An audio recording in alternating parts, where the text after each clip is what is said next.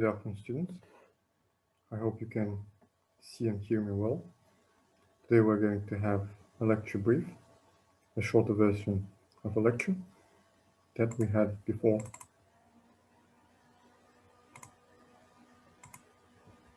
So the course name is Marketing in Restaurant and Hotel Businesses, which is sometimes referred as Restaurant and Hospitality Marketing. I'm the lecturer, Toljan Sektarovich Permukhanov. So today we're going to have a regular lecture outline. At the beginning, we're going to have an overview of the previous lectures. Then we're going to start a new lecture. And today we're going to cover the lecture of the week 6, the topic segmentation, targeting, and positioning. At the end of the lecture, I'm going to give you an assignment.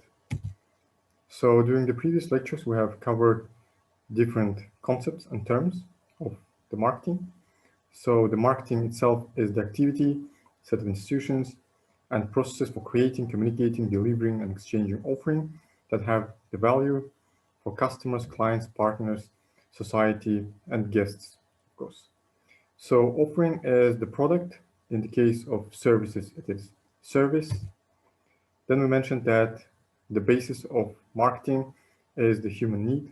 We mentioned that we have 3 levels of need, which are called need, want, and demand. Want is something personal. Demand, includes money and ability to purchase and buy something. Then we mentioned that the marketing has different tools, and the most common and most popular tool is marketing mix, which is sometimes referred as 4P, and these P's are product, price, place, and promotion. We also said that in service industries, we have a bit extended marketing mix because we talk about tangible and intangible services and products. That is why we have extended one, which includes 7 P's. Additional P's are people, physical evidence, and process. We mentioned that hospitality marketing is a branch of service marketing that is applied in hospitality industry. We mentioned that the product in hospitality is tangible and intangible at the same time. It includes, for example, tangible objects like facilities, like the place where accommodation is done, food, beverages, and etc. And intangible is the service that is around it, which is part of a larger package. Also, we talked about marketing environment. So marketing environment refers to the forces or variables of outer and inner environment of a company. Then we mentioned that we have a term that is related to marketing environment. It's called business environment. So, but there is a difference between these terms, because in marketing environment, we put a customer at the core of it. And when we talk about business environment, we put the firm, company at the core of it. And it has several layers. Yeah, like inner layer, micro outer layer, macro outer layer, and etc. Also, we covered marketing research last week. So marketing research, which is sometimes referred as market research, is a systematic way of gathering, recording, and analyzing qualitative and quantitative data. So the goal of it is identifying and assessing how changing elements of marketing mix, as we said before, 4P and 7Ps, impact customer behavior. Customer behavior is going to be the topic of the next week. So marketing research involves 2 types of data. It is primary data and secondary data. Primary data, data which was gathered by us or somebody we hired specially for the goal. And the secondary is the data that was gathered before us, and we're using it and trying to apply for the current problem. Also, we talked about different methods and techniques of market research, and the most common ones are surveys, interviews, focus groups, and observations. And the last thing we covered is the market research process. We said that this process has main 5 stages. So at the beginning, we identify the problem, then develop the research plan, conduct research, analyze and report findings, and at the end take action. Without action, of course, any research has no point. We should either apply it or decide that the research was not properly done and maybe organize another research. So that was it. And today we are covering the week 6, segmentation, targeting, and positioning. So what is segmentation, targeting, and positioning? Usually in English, especially in marketing, we have different terms and topics. Yeah, and usually in English we use acronyms. So segmentation, targeting, and positioning is usually referred as STP. So it is an acronym. So STP is a broad framework that summarizes and simplifies the process of marketing segmentation. So basically it is a chronological order of different like processes that are done and conducted in order to segment the market. So we can see it in this way. So STP model. So S stands for segmentation, T stands for targeting, and P stands for positioning. So basically segmentation is identifying similar groups of customers, basically dividing market into different segments, different parts that can later be targeted. So targeting is determining which group of customers, basically which segment of the market is most, applicable to our business, and basically choosing a segment. Then positioning is creating a concept to appeal to the target market, to occupy the right spot in the mind of customers. Basically, positioning is about 4 or 7 P's that are specially designed for a specific target market, which is part of a segment. Yeah. So market segmentation is a process in which groups of buyers within a market are divided and profiled according to a range of variables. So variables are going to be listed later on. Here we know and mentioned that segmentation, targeting, and positioning are parts of chronological order, and this is the order. So segmentation comes first, targeting comes second, and positioning comes at the end. And segmentation comprises identifying the market to be segmented. Yeah. So here are the main variables that are used, yeah, in order to segment the market, and they are geographic, demographic, psychographic, and behavioral. So geographic market segmentation is the easiest one, is usually used to just the physical location of the customer. So basically we have postal code, how the post office divides the city or a place or a country. Then we have the city, we have the country, state, basically the radius around a certain location. It is really important for delivery, for example. Climate, we have northern countries, we have the southern countries, we have the Sahel and the other things. And we can divide our customers into urban and rural population, people who live in large cities, small cities, and basically in the villages. The next type of segmentation is demographic segmentation. This segmentation includes different like elements, and here they are, like age, gender, marital status, family size, occupation, education level, income, race, nationality, religion. Here I would like you to mention that income is part of demographic segmentation. That is why we need to remember that. We don't have like economic segmentation or the other things. It is part of the demographic segmentation. Also, as we talked before, we have different markets. We have market B2C, which is business to customer. We have the market B2B, where the business works for another business. And also we have a market which is called B2G, so business to government.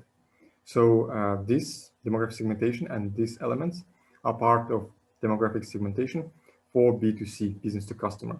In case of business to business, it's going to be a little bit more complicated to remember, especially. And here are they. Demographic segmentation in the case of B2B market is going to cover company size, industry, job function, and etc. And etc. Yeah. Basically, how to remember that? You can remember that from the like statistics. Yeah, you can see that in statistics when you go for example, StatGov, you're going to find different information about company size, for example, small and medium companies, large companies, transnationals, etc. Industry, we have different industries. For example, we have a fast-moving consumer goods industry, we have heavy industry, etc. And of course, job function, and etc. is going to be applicable too. The next type of segmentation is psychographic segmentation. This is basically about segmentation, of audience, basically potential customers, by like personal and characterial traits. Yeah. So here are the examples. For example, personality traits, values, attitudes, interests, lifestyle, psychological influences, subconscious and conscious beliefs, motivations, and priorities. This is really important because from the geographical and from the demographic point of view, we can have two identical customers, but they can have completely different values. Yeah, for example, one can be a person who likes to, for example, consume goods. Yeah, and the other one uh, can be like eco-friendly, and he doesn't want to do that. One wants to, for example, eat outside. The other person can want to cook at home, and etc. And they can have different upbringing and etc. So this is something that may affect our target market, and our customers too. That's why it's important too. And the last one is behavioral segmentation. If the first type of segmentation, was geographic, and it was about where our customer is, demographic and psychographic segmentation is basically about who customer is, not where. And behavioral segmentation is about how the customer acts. And we have different customers that act in a different way. So basically, every customer has his or her own habits. Here we have like 4 habits. The first one is like purchasing habit. So purchasing habit is how the customer likes to buy things or used to buy things. For example, one wants to buy using cash, the other one wants to buy by using, for example, credit card or debit card. Right now, like QR codes are becoming really popular. For example, Kaspi Gold and the other Kaspi KZ app, for example, and the other banks are trying to use and force us to use different habits. We have Rahmet and the other apps. Spending habits mostly about the way we spend. For example, some people tend to spend a lot. Some tend to spend less, save money for the future. In Kazakhstan, for example, elder generation usually tends to save more because they lived in a very difficult times. The younger generation tends to spend more, especially for the services like restaurants, hotels, and etc. User status depends on where, for example, who is the user. Is he experienced or not? Has he ever like worked with your product or not? Has he ever tried something or not, and etc. When it comes to brand interactions, it is about the brand, particular one. For example, the customer can have an experience of buying it, so he has an interaction with the brand. So at the end of that interaction, the customer will have some ideas about the brand. For example, you can have an Acer computer, and once it can break down and you may not have a way to fix it, later on, when you want to buy the next computer, most probably you're not going to go for the Acer. Or the other example, you can have Asus, and maybe you could have a great experience, and that is why you will want to buy it in the future. Here I have a simple diagram which shows you what you should have at the end of the market segmentation. Usually we use the pie chart. Here we have an example of one market which is divided into 5 segments. Yeah, segments X, Y, Z, and A, B. And we have the percentage of the market. Yeah, usually in the real life examples, we can have the number of customers, and it is going to be way more like sophisticated. Right now, this is just examples, just to remember how it looks like. Yeah, pie chart divided into different segments. And the next thing we do is targeting, yeah, of STP model. So targeting is the process of identifying the most attractive segments from the segmentation stage. Yeah, usually ones most profitable for the business, a particular business. So basically, we just look at these 5 segments and try to identify which segment is more attractive to our current business. So at the end, we will have something like this. So we have targeting, we have 5 segments, and then we try to measure attractiveness of that particular segment. So most profitable for our current business. In this example, we found out that segment Z, yeah, is 80% attractive for our business, and we choose it. And it is 28% of the total market. Yeah. Here we can also see that market segment Z and segment Y have like 70 and 85% of attractiveness. And in a real life, this may be as attractive as the 80%. But for the case of example, we choose only one segment, and we decide that segment Z is the best and most attractive to our current business. So the next step is positioning. So positioning is the final process of STP model, and it is more business-oriented stage. So as you can see from the previous like stages, that we have done mostly research. Yeah, we have studied our customer, we have measured the market and tried to find which one is more attractive to our business. Yeah. But in positioning stage, we are more business oriented.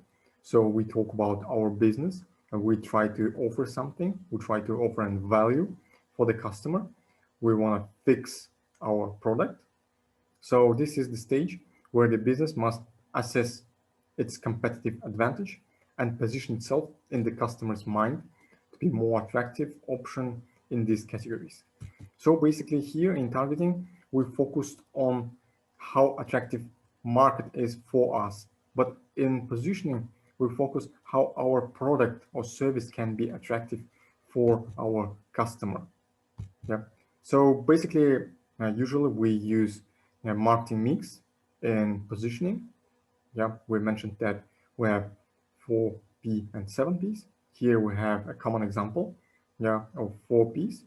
Usually we have product, yeah, and when we position, we try to position our product as a premium product, as a basic product, as a durable product that can last long and is reliable. In the case of price, we can think about a premium price, low price, or value. Value means that we offer a product that's like value and price is comparable. So it's going to be a better like product for the current price. Then we have place. Place is basically about distribution. So we should select a way how we are planning to distribute our product. Intensive, we're going to distribute it everywhere. Selective, we're going to choose several channels of distribution. And exclusive is choosing only one, exceptional way of distributing, and it's going to be exclusive. So not all customers are going to be able to get an access to our product. And the last thing is about promotion. So how we're going to promote it. We're going to promote it as a prestigious product. We're going to promote it as a fun product, or we're going to promote it as a powerful product, and etc. Of course, this is just an example, yeah, just to remember how it works. At the end of the positioning, we have something like this. We want to have a product that is going to be positioned in the mind of our customer as a premium one. Then we're going to have a premium price. we're going to choose the distribution channel like exclusive and promote the product as the prestigious one. So STP model at the end will give you something like this. Yeah, so we are going to have the market, which is divided into several segments. We're going to assess the attractiveness of every single segment. Yeah, so we're going to find if that segment is good for us or not. And then we will try to make sure that our product is good for our customer. Yeah. Basically, that's what I was planning to cover briefly. Yeah, usually at this stage, we have a Q&A session. Yeah, so the students can ask me some questions and we can discuss what we have covered. If something is not clear, we try to make it clear. Yeah. Right now we don't have students. That is why I'm going to go to the assignment. So we have like 3 assignments that are interrelated. So the first thing is to think about yourself as a customer and describe a market segment you belong to. So basically try to think about yourself as a segment, yeah, as a member of the market segment. Yeah. A good thing to do, you can cooperate with your course mates, yeah, and try to see, yeah, maybe within your class, yeah, you can have different, I mean, people from the same age studying the same like major, but I mean, being the members of different market segments. The second is to choose a market, yeah, and segment it using STP model. So basically, use all the available information, choose a market. Yeah, it can be from hospitality. Yeah, basically that is the goal. Choose a market, for example, fast food. For example, you can choose restaurants. You can choose hotels and etc. And try to segment it. Yeah, for example, in the case of fast food, we can have markets of fried chicken, hamburgers, pizza, etc. So this is just an example. And the last thing, I want you to prepare a short presentation, yeah, of the market and market segmentation. Yeah, so you're going to show me the process, and at the end, I would like to have something like this, but more applicable to your example. So basically, that's it. Thank you for viewing this lecture, and I hope you're going to have a nice day. Thank you, and bye.